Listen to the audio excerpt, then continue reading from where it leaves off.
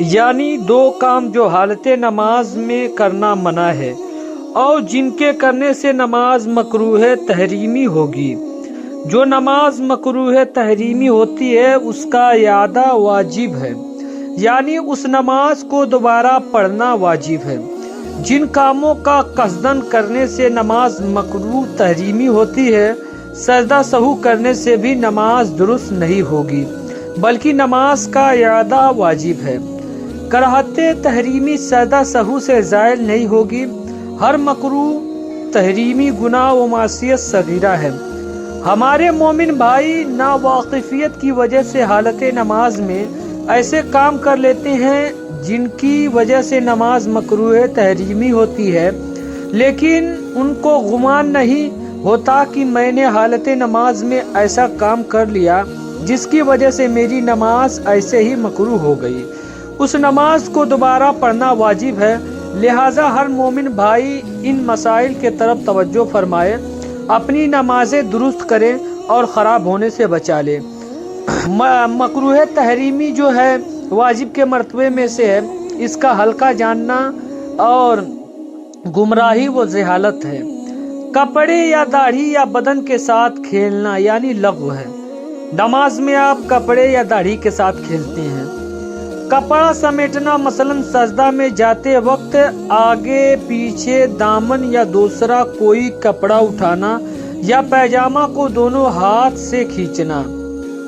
رومال، شال، چادر، رجائی وغیرہ کے دونوں کنارے لٹکے ہوئے ہوں، یہ ممنوع اور مکروہ تحریمی ہے، اور اگر ایک کنارہ دوسرے شانہ پر ڈال دیا اور دوسرا کنارہ لٹک رہا ہے تو حرج نہیں، لیکن اگر چادر یا رومال صرف ایک ہی مونڈے پر اس طرح ڈالا کہ ایک کنارے آگے یعنی سینے کی طرف لٹک رہا ہے اور دوسرا کنارہ پیٹھ کے جانب لٹک رہا ہے تو بھی نماز مکروہ تحریمی ہوگی۔ آدھی کلائی سے زیادہ آستین چڑھانا بھی مکروہ تحریمی ہے، خواہ پیشتر سے چڑھائی ہو یا نماز میں چڑھائی ہو۔ نماز میں آستین اوپر کو اس طرح چڑھانا کہ ہاتھوں کی ٹہنی کھل جائے تو نماز مکروہ تحریمی واجب الاعادہ ہوگی اور پھر سے دوبارہ پڑھنی ہوگی، اور نہیں پڑھا تو گناہگار ہوگا۔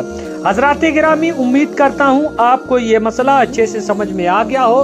اگر آپ کو ان میں سے کوئی مسئلہ سمجھ میں نہیں آیا ہے یا آپ کوئی اور مسئلہ پوچھنا چاہتے ہیں تو آپ ہمارے چینل کو سبسکرائب کیجئے اور ایک بار پیارا سا کمنٹ کیجئے۔ انشاءاللہ تبارک و تعالی پہلے مسئلے کو اچھے سے سمجھا جائے گا، اس کی تحقیق کی جائے گی، اس کے بعد آپ کو بتایا جائے گا۔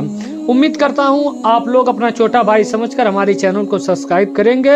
اگر آپ کو جو بھی پوچھنا ہے تو آپ ہمارے کمنٹ باکس میں کمنٹ کر کے پوچھ سکتے ہیں، اور میں دعا کرتا ہوں دنیا میں جو مسلمان بھائی پریشان حال ہیں ان کی پریشانیاں دور ہو جائے، جو بیماری میں مبتلا ان کو شفائے کاملہ عاجلہ عطا فرما دے۔ آمین لکھنا نہ بھولیں، کیونکہ کب کس کی آمین قبول ہو جائے کسی کو نہیں پتا۔ یا اللہ، جن کی اولاد نہیں ہے ان کو تو نیک اور صالح اولاد عطا فرما۔ حضرات گرامی، جن کے ماں باپ اس دنیا میں ہے، مولا ان کے عمر میں، صحت میں ترقی عطا فرما۔ ملتے اگلی ویڈیو میں، تب تک لیے السلام علیکم ورحمۃ اللہ۔